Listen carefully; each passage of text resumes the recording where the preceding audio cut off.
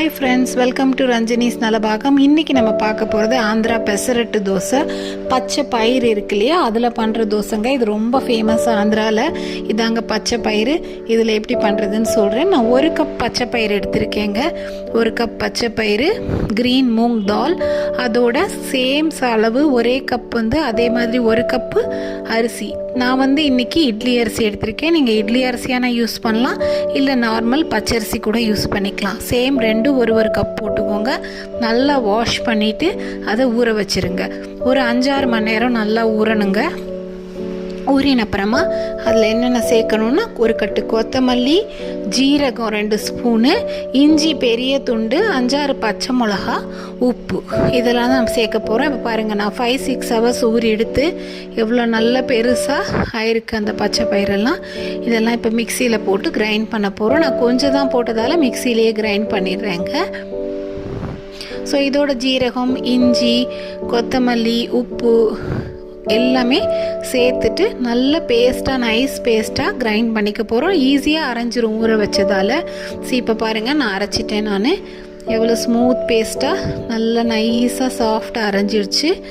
இதையும் கூட அரைச்சப்புறம் கூட நம்ம இதை ஒரு 5-6 ஹவர்ஸ் வச்சிடணுங்க மூடி போட்டு. அப்போ தான் தோசை நல்லா சாஃப்டாக வரும். உடனே போடாதீங்க, அவ்வளோ டேஸ்ட்டாக இருக்காது. ஸோ நான் இதை அரைச்சிட்டேன். உங்களுக்கு தேவையான அளவு கன்சிஸ்டன்சிக்கு தண்ணி சேர்த்துக்கலாம். தோசை ஊற்றுறப்ப திக்காக இருக்குது. இப்போது இதை மூடி வச்சிடணும் ஒரு 5-6 மணி நேரம். ஓகேயா? அதுக்கப்புறம் நம்ம இதை பச்சை பயிறு தோசை ரொம்ப ஹெல்த் பெனிஃபிட்ஸ் நிறையா இருக்குது. நார்மல் தோசை, அரிசி தோசையோடு இது ரொம்ப நல்லதுங்க உடம்புக்கு. குழந்தைகளுக்கும் கொடுக்கலாம் இது.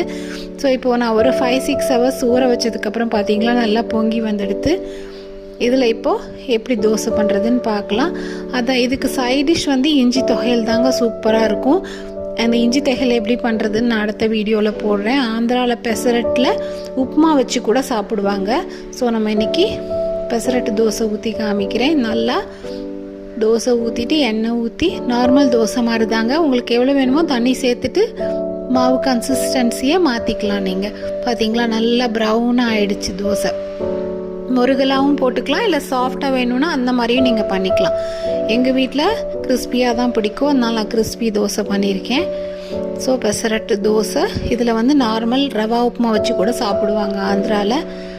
ஸோ நான் இன்றைக்கி சாம்பார், வெங்காயம், தக்காளி சட்னி பண்ணியிருக்கேன். இஞ்சி தொகையில் தான் இதுக்கு காம்பினேஷன். அது நெக்ஸ்ட் வீடியோவில் போடுறேன் உங்களுக்கு. ஸோ நீங்களும் வீட்டில் பண்ணுங்கள், என்ஜாய் பண்ணுங்கள். லைக், ஷேர், சப்ஸ்கிரைப் பண்ணுங்கள். தேங்க்யூ.